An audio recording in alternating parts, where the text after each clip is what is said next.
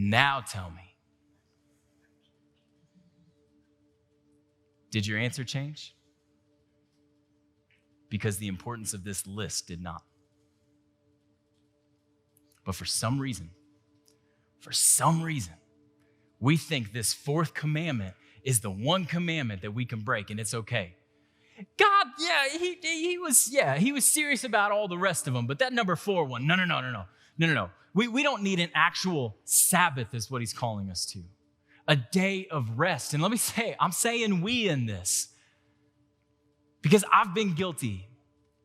For me, it's the texts, it's the emails. It's always having it in my phone, right? I got to refresh my emails to make sure that I don't miss anyone. I don't let the ball drop. I got to answer this person back. It's not going to disrupt my day. It'll just take 2 seconds for me to reply, right? But a true Sabbath, a true day of rest. See, for whatever reason in our society and in our culture, we've glorified breaking this commandment. Like, we talked about this a little bit week 1, but have you ever asked someone how they're doing and they say, oh, I'm good, I'm just busy, right? But have you ever heard someone take it to the next level and they're like, oh, I'm good, I'm busy, right? I haven't had a day off in 4 weeks. You ever heard that? And that little jig, that was like a badge of honor, right? I haven't had a day off in 4 weeks. Would we do that with any other commandment? Like, hey, how you doing? Oh, man, I'm good. I'm busy. I've cheated on my wife every week for 4 weeks. No. No, we would not. We wouldn't do that with any of the others, but for some reason, we made it okay. We've glorified it. We just disregard number 4. Listen to this quote by A.J. Swoboda, though. He says this. He says, the Sabbath has largely been forgotten by the church. He's talking about the capital C church, the church body, right? Which has uncritically mimicked the rhythms of the industrial and success-obsessed West. The result? Our road-worry, exhausted churches have largely failed to integrate Sabbath into their lives as vital elements of Christian discipleship. Watch this. It says, it's not as though we do not love God. We love God deeply. We just don't know how to sit with God anymore. Hurry is ruling our lives. Busyness is ruling our lives. And we just don't know how to be present and sit with God anymore. He goes on and he says, we have become perhaps the most emotionally exhausted, psychologically overworked, spiritually malnourished people in history. Do y'all feel any of that? Like, man, I'm just exhausted. I feel overworked. I feel empty. I feel tired. And here's the thing. God gave us the remedy. Yeah, we just don't take it. But I want to read the commandment, the fourth commandment straight from Scripture in Exodus chapter 20. Here's what it says. Remember to observe the Sabbath day by keeping it holy. You have 6 days each week for your ordinary work, but the seventh day is a Sabbath day of rest dedicated to the Lord your God. On that day, no one in your household may do any work. This includes you, your sons and daughters, your male and female servants, your livestock, and any foreigners living among you. For in 6 days the Lord made the heavens, the earth, the sea, and everything in them, but on the seventh day he rested. That is why the Lord blessed the Sabbath day and set it apart as holy. Remember the Sabbath day. Keep it holy. You got 6 days for whatever you do for work, but the seventh is mine, is what he's saying. And this is kind of a cool note. If you look at Exodus chapter 20, this particular commandment is the one that they go in deepest on, right? Like, they don't give an explanation or any detail to this extent on any other. They give a little bit more deeper explanation on idols, but in regards to the commandments, this is the longest commandment out there. So obviously this is a really important one, and they want us to lean in and truly get this. And if you're taking notes today, to define what a Sabbath is, Write this in your notes. The Sabbath, the Hebrew word for Sabbath is Shabbat, which means to stop. Simply to stop or to cease. It's a day to stop working, to stop wanting, to stop worrying. So let's read the scripture like this. If we replace the word, you have 6 days each week for your ordinary work, but the seventh day is a stopping day dedicated to the Lord your God. Let me just tell someone today, we need a day to stop. We need a day to slow down. We need a day, John Mark Comer says, to give our souls an opportunity to catch up to our bodies. And it's a day for us to get something called true rest.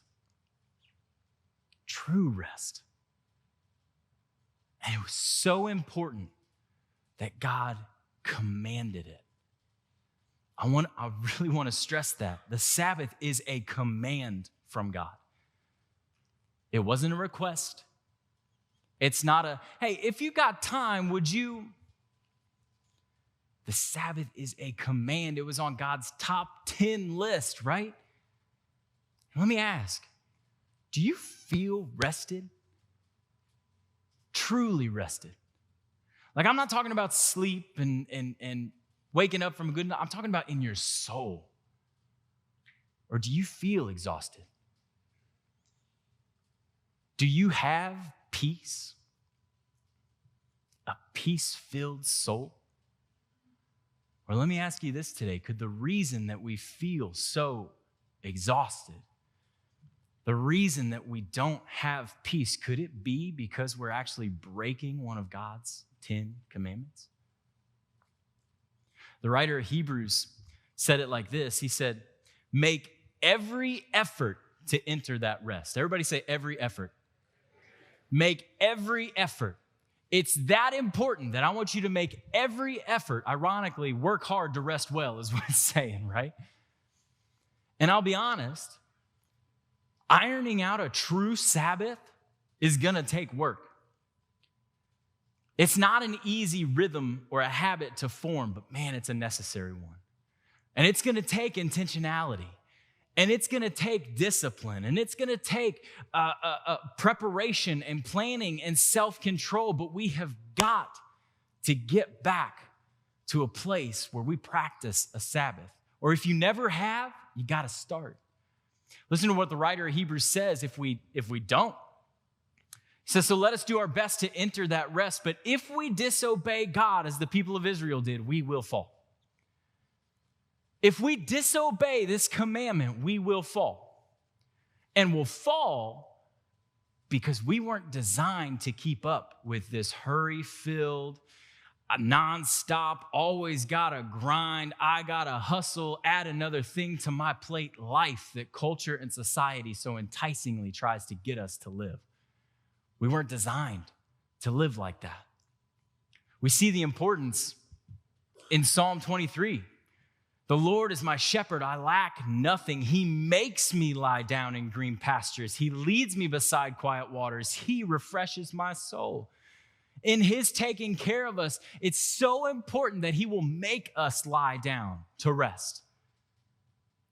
And see, here's the thing, is we were made in the image, in the likeness of God. And if we go back to creation in Genesis chapter 2, God rested.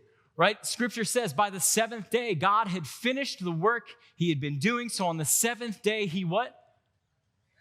Rested. One more time, he what? Rested. Then God blessed the seventh day and made it holy because on it, he what? Rested. One more time, y'all with me? He what? From all the work of creating that he had done. God rested. Did you catch that? The creator of the universe. Man, Tyler, I don't know. Rest is for the weak. No. God rested. Man, Tyler, I don't know. I just need to stay busy. I just need to stay busy and then that'll fit. No. God rested. Tyler, I don't know. I got this really high demanding job and I love it and it supports my family. No. God rested. Tyler, I got little kids at home, and I just don't think that's in the cards for me. No. God rested. See, we can try and find any excuse, and it'll be easy to find excuses that would deter us from walking in this spiritual rhythm. But let me say this, pay very close attention. If there's some excuses that try and come up, I want you to pay very close attention to what that excuse is tied to, because that could reveal a disordered heart. No. I gotta work that extra day. No. Disordered heart. You're putting work. That's more important than your spiritual relationship with Jesus. This was a command. God rested. And we need rest to experience the blessings of God. We said promises earlier, but if you're taking notes, write this down. You can't fully experience the blessings of God without following the rhythms of God. Think about the tithe principle. When we bring our tithe, our first 10% to God, He blesses the rest of the 90. The same is true with our days, right? Listen to this. If you practice a Sabbath, God will bless and do more with the 6 days that we have than we ever could with the 7 days. If you practice a Sabbath, if you give Him a full 24 hours, God will do more with your 6 than we ever could with our 7. You're not gonna rest for one day? How could they get this done? If you get anything from this sermon series, get this. God blesses obedience. God blesses obedience. And I'm here to tell someone that He can do more with your 6 than we ever could with our 7. If you're feeling tired, if you're feeling burnt out, if you're feeling exhausted, if you're feeling depleted, God is just saying, come back to me. Spend intentional, genuine time with me. Give me spiritual rhythm that I designed you to walk in. A Sabbath. It's interesting, there was actually a time in France, they were going through a French revolution, and they said they needed more. I need more things, I need more productivity. And so they actually moved away from a 7-day work week and they went to a 10-day work week. Y'all know what happened? The study showed that suicide rates went through the roof. Productivity actually plummeted and their entire economy crashed. Why? Because what I want you to understand today is that we don't need more hours. We don't need more productivity. We need more time with Jesus. Thank you guys for watching. Make sure you hit that subscribe button, ring that bell so you never miss a video or a live stream, and give this a share to one of your friends. And remember, we go live every single Sunday. Till next time, pray God's peace.